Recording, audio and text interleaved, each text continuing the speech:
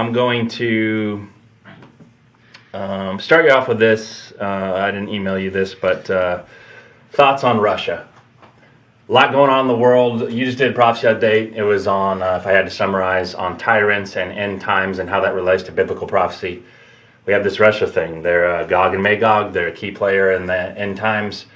And we're in this weird geopolitical situation where there's not a lot of people to put Putin in his place, so to speak.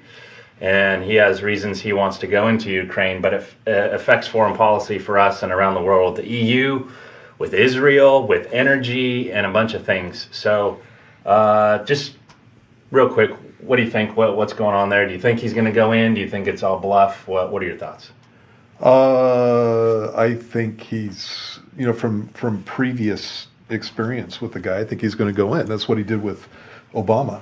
Right. And so if you don't remember, what happened was Russia wanted the Crimea, which was part of Ukraine, because of bases on the Black Sea, that kind of stuff, and they just took it during the Obama administration, and we filed a protest or whatever. And so he did nothing along those lines during the Trump administration because Trump made it clear that wouldn't be a good idea. And now we have a Biden administration, and Biden's weak and feckless, and so here we go again. The man is not stupid, and then I'm talking about Putin.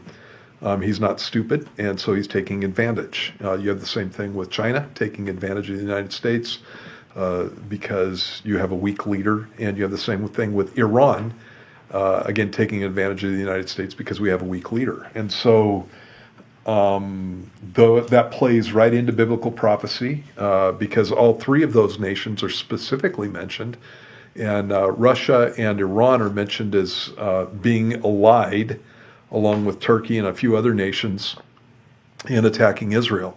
And so anything that I see going on with Russia as far as Russian aggression and that kind of situation, I think is pertinent to what the Bible has to say about the last days. There is going to be a war between Russia and a number of other countries and Israel, and that's actually it's the first thing that you see in connection with the tribulation period, that there's this battle between these nations, and Russia is taken out by God in some way. The United States isn't mentioned, and so that either means that the next presidential election will be another weak Democrat gets into office. I'm kind of messing around there, or we're taken out of the way in some way. And there's lots of ways that we could be taken out of the way because the most you can get out of biblical prophecy about the United States is it looks like we do some kind of diplomatic protest. Right. And that's there's a passage in Ezekiel 38 that talks about the young lions of Tarshish, and this is kind of involved.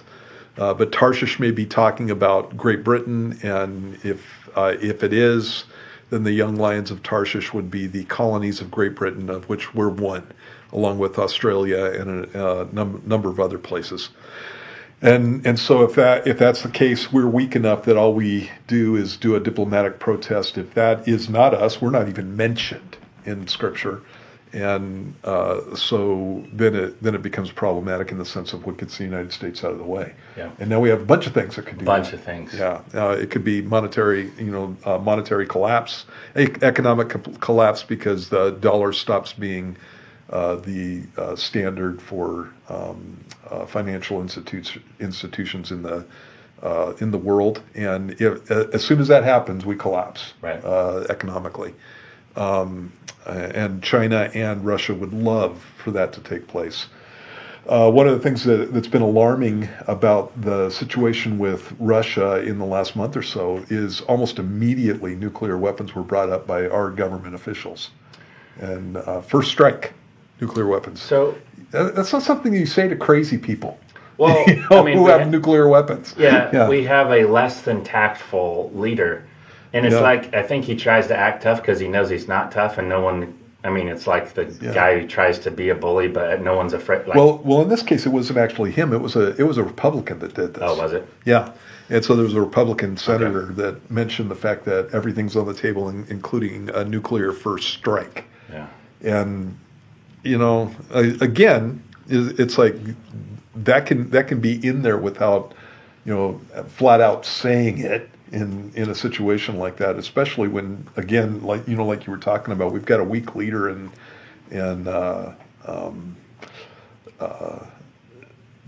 you don't want to give a political bully a good reason to launch on you. Yeah.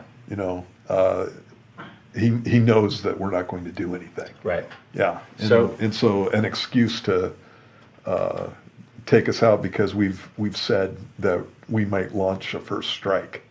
That's what a guy like that does. Yeah, Especially if he knows that we're not going to do anything. I don't think that's diplomacy 101. Like Yeah, someone failed that class. yeah. So, hey, Mike, throw this up real quick. So this first article that popped up on today, but they're building this bridge from Belarus, which is north of Ukraine, and there's all this stuff that's going on that Russia has. I think it's up to 130,000 troops. Mm-hmm. All the medical that you would have if you're going to war set up. And okay, if he's bluffing, if he's just like, hey, they will not be part of the EU, don't even consider it, this is my border. Like, this is the biggest bluff I've ever seen. Because over a non-issue. Over a non-issue. And Yeah. At least it's ramping up. And even like all the countries that have their diplomats are like, get out. Americans, they're telling them, get out of the country.